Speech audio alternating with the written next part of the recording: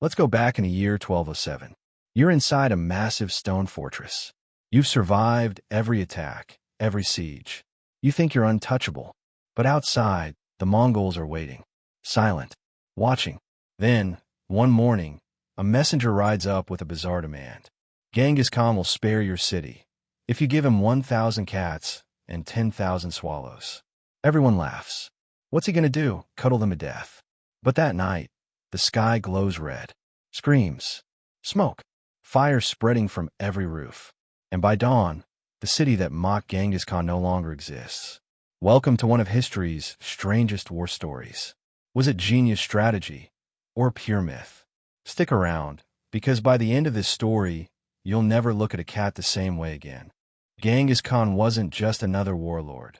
He was the apex predator of the medieval world. Born as Temujin, a kid from the freezing Mongolian plains, he grew up with nothing. No wealth, no army, just rage, grit, and vision. He united the Mongol tribes, a bunch of wild steppe riders, into a war machine that didn't just conquer cities, it erased them. By his 40s, he'd built the largest land empire in history. No GPS, no satellites, just horses, discipline, and raw fear. But this next siege, it wasn't about numbers. It was about mind games. A city that thought it could outlast the Mongols was about to get burned by a plan nobody saw coming. Because Genghis wasn't just fighting with swords, he was fighting with psychology. And this time, his weapon had fur. The story goes like this. Somewhere in modern-day China, maybe in the province of Valahai or Hunan, the Mongols had trapped a rich fortress city. The people inside refused to surrender.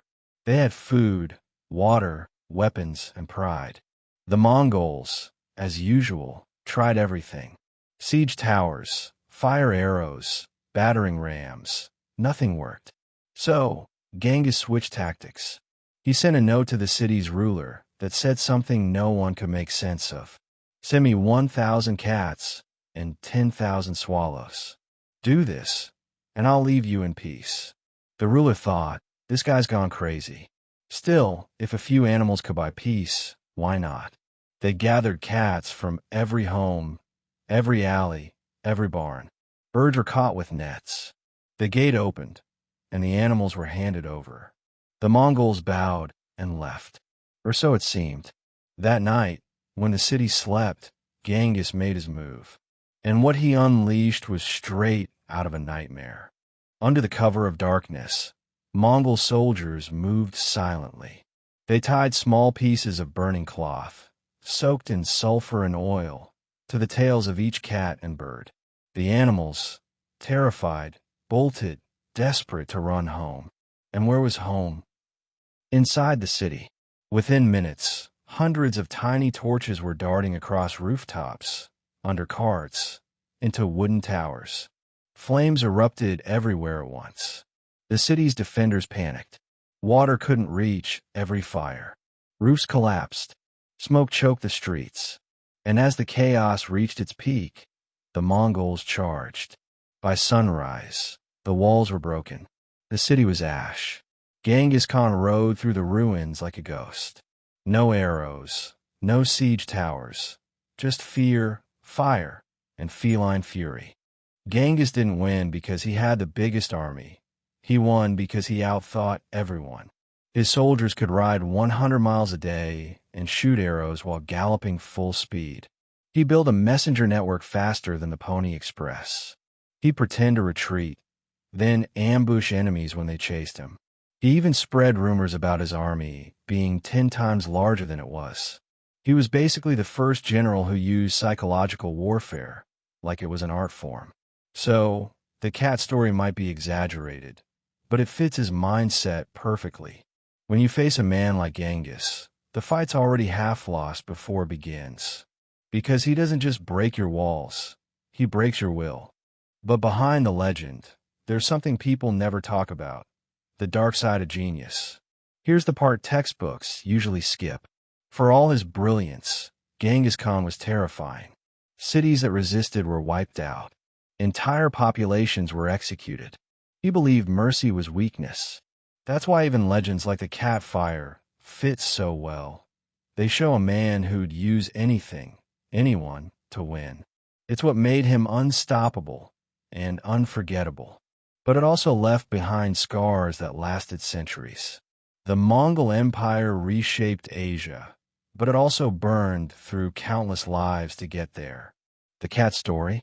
Maybe it's not just about clever warfare. Maybe it's a warning about what happens when human genius crosses into madness. And yet, there's one more twist to this tale, something you've probably never heard. Some versions of the story say Genghis never meant to destroy the city completely. His goal wasn't cruelty, it was control. When he saw the fires spreading too fast, even he was shocked. The destruction went beyond his plan. It said he watched the flames rise and whispered, "A ruler who loses control of fire loses control of himself." Maybe that's just another myth, but man, it hits deep.